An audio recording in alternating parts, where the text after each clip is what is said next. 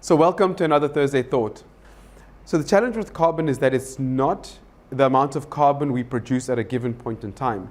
It is the accumulation of carbon that we have produced over a long period of time. In fact, carbon stays in the atmosphere for up to 100 years, which is what I learned out of the presentation. So we have to look at it holistically and not just at a point in time. Obviously, the Davos 2023 has been going on. And I've watched a couple of the presentations, but one of the most interesting ones I saw was one from Gill Pratt, who's the chief scientist at Toyota, also the CEO of Toyota Research Institute. I've borrowed from some of his slides. I just want to share with you his insights, which I think are really interesting, and I think that we should all be thinking about this limited resource, lithium, in maybe a different way. The other really interesting thing is obviously lithium-ion batteries are the key driver to electric vehicles. And what you can clearly see in this chart, so this is from 2016 all the way up to 2040, and you can see this is the amount of lithium-ion required. So there's a base requirement in green, and then on the upside is the blue side. And the bar charts actually represent the amount of lithium that will be available going forward into the future. What's also interesting is that this chart also illustrates the number of mines that will be coming online in the next couple of years. And as you can see, there's a huge gap.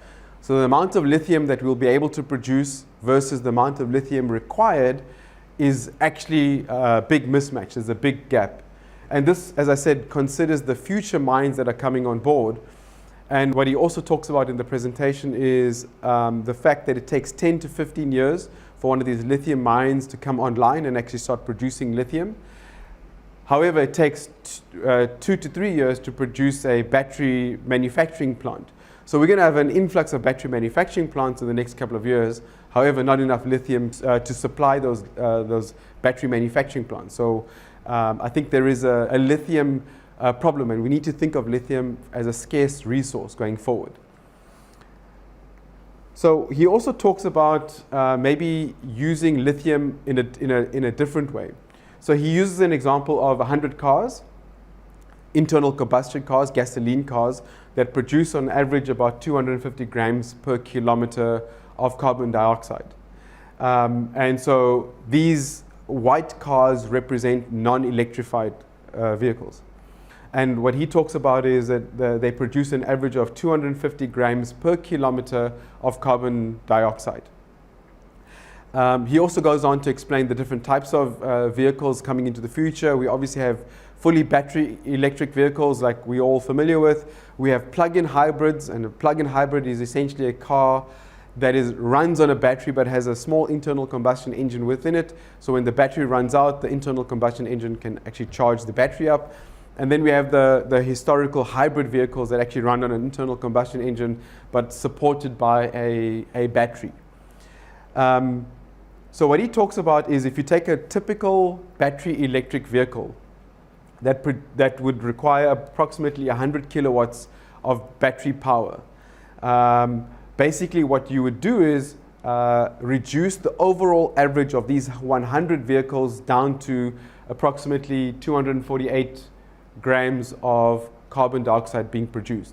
So as you can see, 1% adoption of battery electric vehicles doesn't have a really big impact.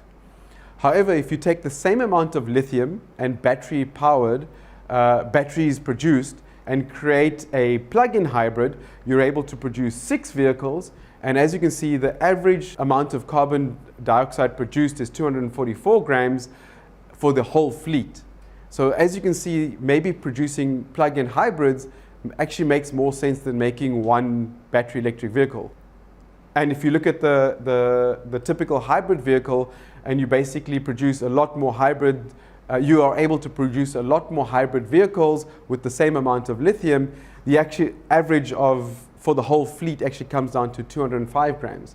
And I really think that this is an interesting way of looking at how we use our limited resource in the form of lithium more effectively to bring the average of the fleet carbon dioxide emissions down.